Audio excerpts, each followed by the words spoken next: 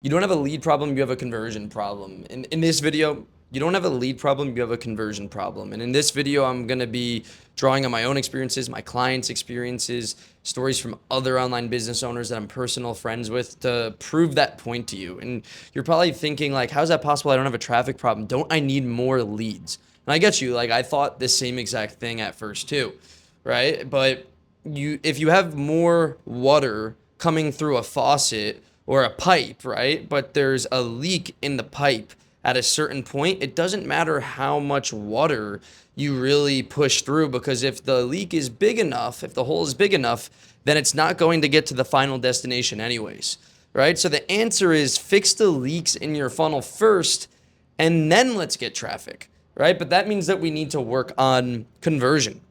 So it's a big limiting belief, actually, that, oh, I need to get more leads. Like that limits you because you're looking in the wrong area, right? You're not looking at your sales processes, your DM processes. You're not looking at what type of content you have, your brand's positioning, right? All you're looking at is more people seeing my content. But that mindset is exactly what leads you to spending tens of thousands of dollars on ads, going viral, yet to no avail, right? And this has happened to me, right? When I first started coaching, I posted every single day for 6 months straight. And when I didn't get anywhere, I thought the answer is, oh, I need to go viral. I need to make my content more viral. And that's exactly what I did. I would interview, when I was a fitness coach, I would interview other fitness guys in the industry. I would go to the main gyms like in New Jersey. I remember I interviewed Anthony Mantello. He's got a bunch of followers. He was very popular. And, it blew up. It got a couple 100,000 views. Didn't do anything for my business because I didn't know how to convert that traffic in the first place, let alone did I know that that was the wrong type of traffic that I was getting. So that's not the answer. So you have to stop trying to go viral, because if you try to go viral, you're not going to get the right people in the first place. And when you try to follow trends, you are actually subconsciously signaling to the people that are consuming your content that you are someone that goes along with trends, that you are a part of a trend, that you are one of many. Instead of you are one of one, you are a special snowflake. You create the trends. The people that thrive and do the best, they don't fit into a trend. They don't need to because they are their own trend. And if we think of the largest examples of this, think about the Kanye Wests of the world. Think about the Kardashians. They create the fucking trends and they benefit the most from the traffic that they have because of that, right? And then in the long run, they actually get more traffic, right? But the truth is that you don't need that many people coming into your funnel in the first place. That's just not true. You need 1,000, like Alex Hormozy said, like Russell Brand said before that. I think I said Russell Brunson. So you guys know what content I've been watching on the internet. You need 1,000 true fans, because if you had 1,000 true fans that all spent, $10,000 on you, you'd make $1 million that year, right? But if you had 100,000 people following you, and you couldn't even make $1 off of each of them, it wouldn't matter, would it? Right? So you don't need more content to try to get more views. You need more clarity in your content as to who you are, right? You need to understand how to position yourself in your market. And I'm not going to go too much into detail on this tactically, but when it comes to positioning yourself, you need to be the fucking man. Like, you need to reverse engineer from what type of person do you want to be? Who do you want to become? What traits do you want to embody? What is your identity? And then understanding how to showcase that and withholding anything else that doesn't serve that purpose of your brand. Now, when I first started my online fitness coaching business back in, I think it was the beginning of 2024, or that's when I started, 2024 is when I started making money in it. I did my first 10K month with 400 followers on Instagram. So I remember I joined my first mentorship. It was Brandon Forbes. It was an okay mentorship, but I took action in it, right? And I remember one of the objections I had on the sales call. I knew I was going to buy either way, but I just had a little uncertainty. And I said, I don't really have a following yet. Like, I have a brand new page. I've posted, but I haven't gotten anywhere. Like, is this funnel going to work for me? And the salesperson, I don't know if he actually meant it or not. He just wanted to close me, but he said, yeah, absolutely, right? We're going to make the right content and we're going to run ads to that content. And that's exactly what I did, right? Because at the time, even though things were different pre-Andromeda update, which if you guys don't know about that, that's just about how ads have completely fucking changed in the last year and a half. Before that, I would just make very specific value content and educational content towards my target demographic. I would get like 6, 7 likes on a post and run my traffic to that. I would run ads to that. And it crushed. Within the first 2 weeks, I had done nearly 10K. And I had right around 400 followers at the time. But I had clarity in who I was speaking to. I had the right positioning, right? Whereas there were other people in the group that were struggling massively that had 50,000 plus followers, right? Because they struggled to signal to the right person. So it's very important to understand. Now, I want to give a contrasting story as well, just in case you guys didn't have enough proof about this concept. I had an appointment setter. The month in December of 2020, I think it was 2024, I went from 8K in November to 81K in my fitness business in December. And what he had told me when I was interviewing him is that he was on an offer with this fitness guy, Jack Black, dude. I'm not going to say his name. I actually don't even remember who it was. And he had 500,000 plus followers on IG.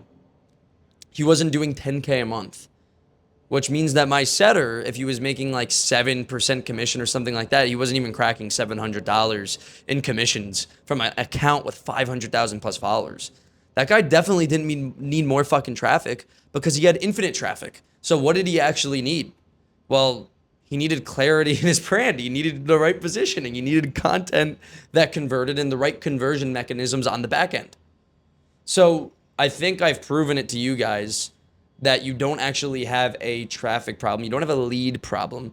You have a conversion problem with the leads that you already have, right? If you have 1,500 views on an Instagram reel, you might think, oh, Instagram's putting me in, view jail, like sub 2,000 view jail. I've heard people say that before. They're not, I need to get 10,000, 20,000, 30,000 views per video. Guess what? If you just imagine this, right? If I was speaking right now and there were 1,500 people in front of me, would that be a lot of people? Would that be the most people I've ever spoken in front of before? Would that be the same for you? Because if it is, then you're getting put in front of enough people. We just have to make sure that you're being put in front of the right people and you know what to do with them once they're actually there. So here's the fix that we're going to make. First, we need to create content that actually is primed to convert, okay? So I have a kind of like a 3-pronged style that I do for content, right? So it's storytelling. Okay, so that's me drawing on my own personal stories. It could be crazy shit that happened during my travel adventures, interactions with other human beings, and then extracting those lessons that seemingly have nothing to do with my current offer, and then displaying how that actually does have to do with my offer and giving a belief shift towards my target demographic, which would be you guys listening right now. It could also be storytelling based on things that very specifically happened within my business. So it could be me explaining how I went from 8 to 81K and then dropped off and then started making it back again, right? And the lessons that I learned from that and how that applies to my target demographic as well. So that would be storytelling content. The truth is that storytelling content converts better than education. It converts better than, pure value. And why? It's because everyone could provide value nowadays, or at least some value, right? Most people suck compared to the best coaches in my space, but it doesn't mean that they can't say something that is of value. The problem is that the perception of what's valuable is completely changed because you could easily, download someone's, Claude code, like folders that they plug into Claude code. You could make a project on, via AI, and it could spit out just as much value as the average consultant or coach was spitting out just 1.5 years, 2 years ago. So that doesn't matter as much anymore. People are going to buy from you because they come to your page and they say, oh, this guy's fucking sick. I would want to hang out with this guy. I feel like I know him. I like him. I trust him, right? So stories are going to do that. Value is not going to do that, because even if you're saying the best thing, the thing that makes the most sense, why is someone going to fucking trust you? Right? if, a top coach, like I'm going to use an example. Maybe you guys don't understand if you're not in the United States, but if a top NBA coach, I don't know why I thought of this example, like Greg Popovich, who won multiple championships with the Spurs. If he tells me, like, this is how you pass a basketball, this is how you shoot a basketball, these are the tactics you want to use, why do I believe him? Well, he doesn't look like a basketball player, but he's won multiple fucking NBA championships. So I'm going to trust him, right? He has multiple rings. He has authority. And not just perceived authority. Well, the reason I perceive him as an authority because he actually has it, right? So when someone comes to your page, why are they going to trust you? Who are the people that you associate yourself with? What type of environment are you in? What type of stories do you have to show for why they could actually trust the lessons that you learned? Because a lot of times a lesson that I could just tell you with words, like that's the title of my video, right? You don't have a lead problem, you have a conversion problem. That doesn't fucking matter unless I actually show you why, right? So Jordan Peterson actually talks about this in his 12 Rules for Life book. He talks about how humans fundamentally have extracted lessons from stories, okay? A lot more than just saying the lesson because we don't actually comprehend it when it is told. We learn from stories. He said that's the story. Harry Potter, the story of that is that follow the rules so good to a T that you know how to cautiously break them. Well, how the fuck did you get that from Harry Potter? Well, Harry goes through a series of events where, he's a good kid. He wants to follow, he is someone that finds it important to obey the rules, so to speak. But he always finds himself in situations that leads to him, like, saving the school, right? Like, he's not supposed to go into the Chamber of Secrets. When there's that troll in the hallway, he's not supposed to be fighting that, right? They say everyone back to their dorm, right? But when he did those things, he was heroic. He saved people in the school. And he was successful in his efforts, right? And he was rewarded directly by a reward system itself, by him being given points like to Gryffindor, right?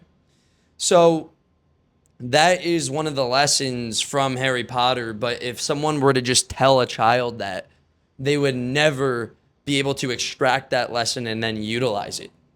So you need to be able to tell stories. The second style of content is raw niche content. So that's going to be value-based content.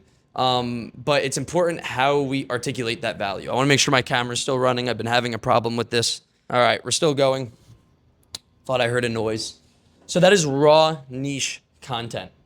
Now, how we deliver that is very important because if I'm just speaking with no interesting background, near no interesting people, it looks like I'm in my mom's fucking bedroom or I'm in a very unaesthetic area or something that's very incongruent with what my brand is, most importantly, then it doesn't matter. It doesn't fucking matter. No one's going to listen even if you spit out the most sauce. So how do we actually deliver our content? Well, I'm delivering this content right now with a sick fucking background, right? It's displaying that I have access to scarce resources, right? That's one way of doing things, right? So I have access to scarce resources. I have the Petronas Twin Towers behind me. I'm in Kuala Lumpur at an apartment that most people can't have. Okay, cool.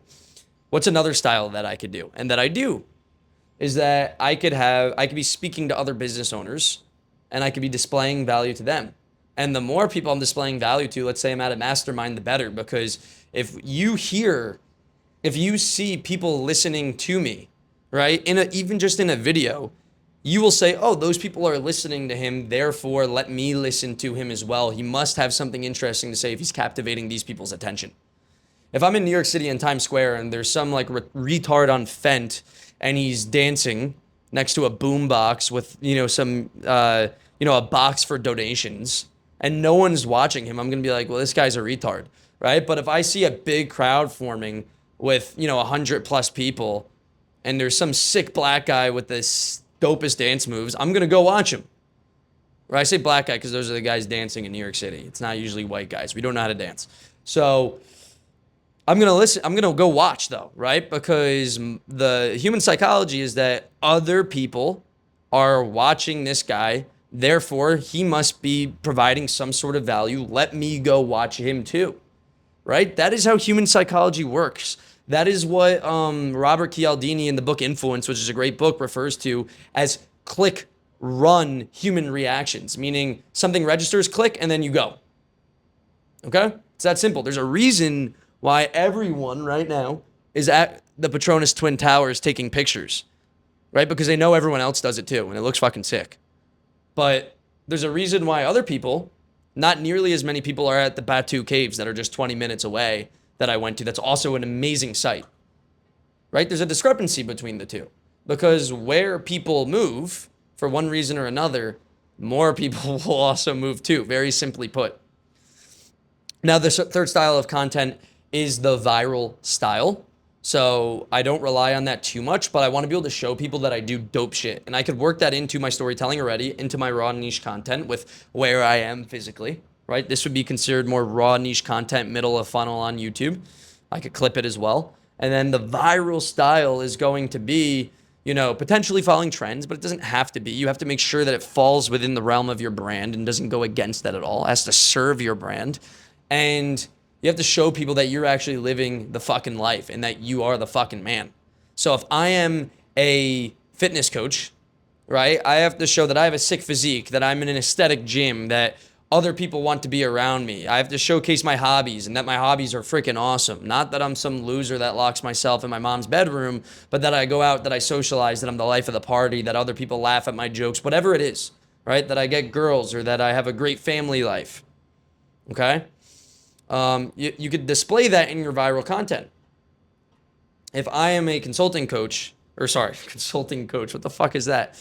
If I'm a consultant for people that are running their funnels through their IG, which is, you know, exactly what I do, I have to show what my values are and that I'm the fucking man. So I have to show my physique and the travel that I do and the locations I go to and the activities that I do and the women that I'm around and the other business owners that I'm around. And all of those things have to be top tier because if they're not, no one fucking cares, right? Because we live in an era where everyone has access to the most dopamine causing videos and photos. So it doesn't matter unless you're the GOAT at what you do, you know? It's as simple as that. And then you have so real quick, I just want to recap. You have the first fix is having content that converts, that is storytelling, that is raw niche content, and that is viral style. Now, the next thing that you need is more middle of funnel content, like the content that I'm making right now. So you take those people on your Instagram and you're going to send them over to your long form like this. That's going to be your YouTube content and your podcast, okay? And really what I'd recommend you guys doing is this video, for example, what I'm going to do is I take this app. It's called Captivate. I'm going to take Captivate. I'm going to take the audio file from this YouTube video. I'm going to put it into Captivate. It's a podcast aggregator, and it's going to send it out to all the other podcast platforms like Spotify, Apple Podcasts, whatever else there is. There's a lot more. Now, when I started consulting originally, it was just for fitness coaches. I had a business partner at the time. And we made these, and I wish we did fucking more of these. We made YouTube videos where we were talking. It was very low production. It was done over Riverside. I wasn't even using my professional camera. And we would post those to podcast too. We would get like 20 views / listens per video. We didn't even have that many videos up, and we signed multiple 12K paid in full clients from those videos. So what does that say? That means that people who spend more total time with you, they know, like, and trust you more. It's as simple as that, right? Because think about it as content units, right? If Google did a study where you need people need to spend 7 hours with you to actually make a purchasing decision. That's just the average. It doesn't mean you can't shorten that. We could talk about that in another video. But how do we get people to spend more total time with you? Well, if they're consuming their content units on Instagram, right? Those are 30-second to 2-minute videos on average.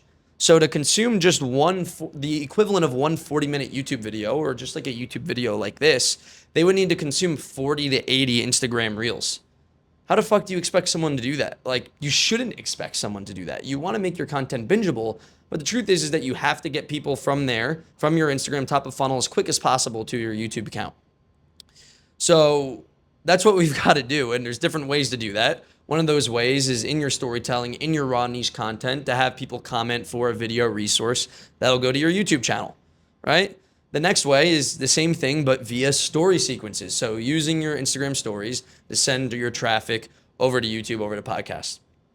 Now, I have a couple other lessons I want to speak to as well that prove what I'm saying is true. I have a friend named Trevor. He lives in Tampa, Florida right now. He has a micro YouTube channel. I don't even know if it has 1,000 subscribers, something like that. And he gets like 50 to 200 views per video, and he does like 20 to 25K per month. Okay? Just making very simple micro videos. He doesn't even have a fucking thumbnail. So if that's not proof, if that's not direct evidence that you guys can do the same thing, and evidence of the importance of having a micro YouTube channel that speaks directly to your niche and no one else, I don't know what is. Okay, so you absolutely need that. And when I heard that from him and he told me how much he was making directly from that, I was like, wait, so, and he doesn't post much content on Instagram. I was like, all you do is make like 1 to 2 videos a week on YouTube and you sign all these clients? He's like, yeah, I'll have people that just come to me and they say, boom, like send me the link, and they'll just piff in the DMs for like 5 to 10K. And, you know, once I heard that, I started to do something similar for my last consulting offer. It was called PT Launchpad. If you guys want to check out how low the production quality was of those videos, just look up PT Launchpad on YouTube. They were shit, but the value was good. And I had to have the best clients that came from those videos, that stayed the longest, that paid me the most in full, and they were the easiest and most fun to work with. So that should say something. Now, another story I have that can attest to just like the power of YouTube and how simple you can make your videos is I was recently at a mastermind. If you haven't watched my other videos, I'll just kind of say this here. I was at a mastermind for Edge Global in Bali, and William Brown showed up. And William Brown, if you don't know who he is, did $1.2 million last year, predominantly from YouTube, and over 90% profit margins. So how did he do this? Well, I asked him, what was the goal when you first started a YouTube channel? And he said, well, I just wanted to start a micro niche YouTube channel, charge high ticket. Okay, cool. Just very basically. And I said, okay, well, what would you recommend for me then? And he's like, just take the ideas that you have, such as, I told him, like, well, my whole shtick is you don't have a lead problem, you have a conversion problem. That's one of the main things I speak about on this channel and on my Instagram. And he said, okay, cool. Make a video about that and the subtopics within it, and just speak. Just speak. That's it. He's like, all I did was hold a cup of coffee so I look like personable and casual. I'd sometimes have a whiteboard, sometimes not, and I would just speak about topics and my experiences and tell stories about them. So that's exactly what I'm doing now, and it's working, and it's already working. So the last piece of the puzzle in terms of how to not leak water in the pipeline so that it actually funnels to where you want it to go, which is closing the sale, is not sucking at setting in sales. I can't say it any more bluntly than that. If you have a lot of traffic on the front end, but you're not converting nearly as much as you should, it's because of your back end systems. Okay, so let's take setting, for example. If your booking rate of people that you're having conversations with is only 5%, well, if you get it to 10% and your close rate stays the same, that means you double your sales and as a result, double your profit directly overnight. Simple as that. If you have a close rate of 25%, it's not really good if you're closing on your own offer anyways, and you double your close rate to 50%. For reference, I've had months where my average close rate in my own offer is 60%. I've had months where it's 60 to 75%. If you double it though from 25 to 50, you double your profit overnight.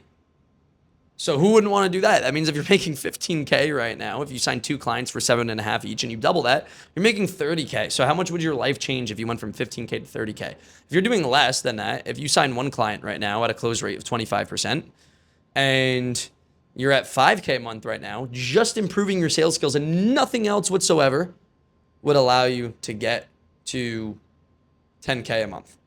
And I know your life would change if you went from 5 to 10K a month. So that's the basic math of how that actually works. Now, I just want to bring it all back full circle to just explain that you don't have a lead problem. You don't have a traffic problem. You have a conversion problem.